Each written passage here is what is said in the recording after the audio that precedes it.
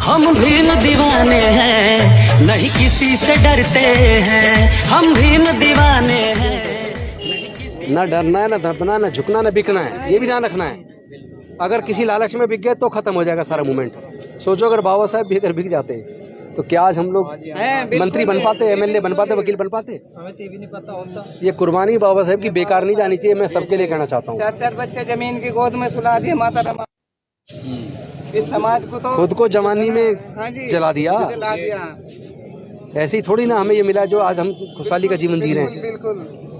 देखो जी, हमने तो जितना जीवन 60 साल का हमारी उम्र आ गई, पर हमने जो है ना 36 साल समाज को। पर हम आपको नमन करते हैं, हम आपको नमन करते हैं। ऐसी बहनें हमारी, इतनी वीर बहनें जो 60 साल की उम्र में समाज के लिए निकल रही रोड पे। ऐसे जिस दिन हमारी सारी बहनें निकल गई ना, तो ये तो कहीं दिखाई भी नहीं देंगे रास्ते में। 36 साल हो गए मुझे तो समाज के बीच। बहुत अच्छी बात है, ये देखो हमें गर्व है आपके ऊपर। निशान है मेरे पूरे जिस्म पर। हम भी न दीवाने हैं, हम भी न दीवाने हैं, नहीं। और दूसरा हमारा तो भाई तो नहीं हो सकते आप तो गार्जियन, मैंने पहले हमारा इतना बड़ा रिश्ता है जिसके आगे खून के रिश्ते कमजोर पड़ जाते हैं। बिल्कुल बिल्कुल ये विचारधारा का रिश्ता है, बिल्कुल। और विचारधारा के रिश्ते से बड़ा कभी खून का रिश्ता नहीं हो सकता। एकदम ठीक है, और बिल्कुल मजबूती के साथ साथ खड़े हैं मरते दम तक। हम उसी पे मरते हैं, हम भी न दीवाने हैं, नहीं किसी से डरते हैं। हमारे मार्गदर्शक बड़े भाई राजेंद्रपाल गौतम जी हैं। ये नाम कोई अछूता नहीं है, इस नाम को सब जानते हैं कि ये नाम क्या है, और ये भी सब जानते हैं कि इन्होंने अपने मंत्री पद को क्यों ठोकर मार दी। तो मैं चाहूंगा कि भाई आप यहाँ आए हैं सहयोग में, समर्थन में, परिवार के बीच आप मार्गदर्शन जरूर करें।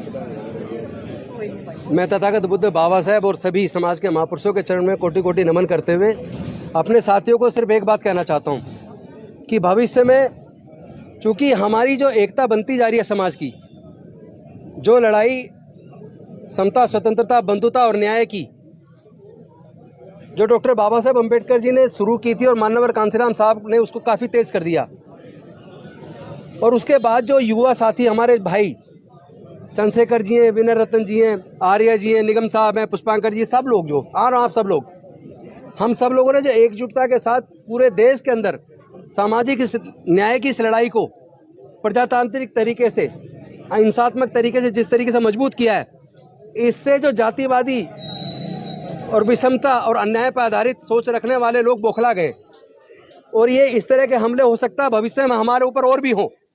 आपको सबको पता है, कभी हमारी गर्दन काटने पे वो इनाम रखते हैं, कभी हमारे किसी और भाई की पे इनाम रखते हैं। तो ये हमें उकसाने की कार्रवाई है, और वो इसलिए कर रहे हैं क्योंकि वो घबरा गए। लेकिन हमें किसी को उनके उकसावे में नहीं आना। डॉक्टर बाबा साहब अम्बेडकर जी ने हमें 3500 साल की गुलामी तोड़ने के लिए इस लड़ाई को कभी औजार हथियार से नहीं लड़ा, क्योंकि ये लड़ाई विचारधारा की है, औजार हथियार की लड़ाई नहीं है। उन्होंने बुद्धि और विवेक से, कलम से, अपनी काबिलियत से इस लड़ाई को लड़के सफलता अर्जित की है। हमें इस लड़ाई को अंजाम तक पहुंचाना है। माननीय कांसीराम साहब ने भी कभी औजार हाथ में नहीं लिया, औजार हाथ में लिया तो वोट का। आपको भी वोट के हथियार को औजार में इस्तेमाल करना है, और समाज को एकजुट करके अपने समाज को ताकतवर बनाओ। और ऐसे नेताओं को जो संसद विधानसभाओं में जाके गूंगे बहरे बन के बैठ जाते हैं और समाज की लड़ाई को नहीं लड़ते, मैं कहना चाहता हूं चाहे कोई भी पार्टी का नेता हो, अगर हमारे भाई पे चंद्रशेखर पे हमला हुआ है जानलेवा, कम से कम उन्हें निंदा करके सुरक्षा की मांग तो कर देनी चाहिए। उसमें किसी का क्या घट जाता है? अगर इतना भी नहीं कर रहे तो ऐसे कायर नेताओं को देश को जरूरत नहीं है। हम इस लड़ाई को बुद्धि और विवेक से लड़ेंगे। आप किसी उकसावे में ना आए। अगर इस तरह के हमले करके वो हमें उकसाना चाहते हैं कि हम लोग भी उन्हीं की तरह औजार हथियार हाथ में उठाएं, तो मेरा निवेदन है कोई भी व्यक्ति औजार हथियार हाथ में उठाने की बात ना करे, लड़ाई को फिजिकल लड़ाई की बात ना करे।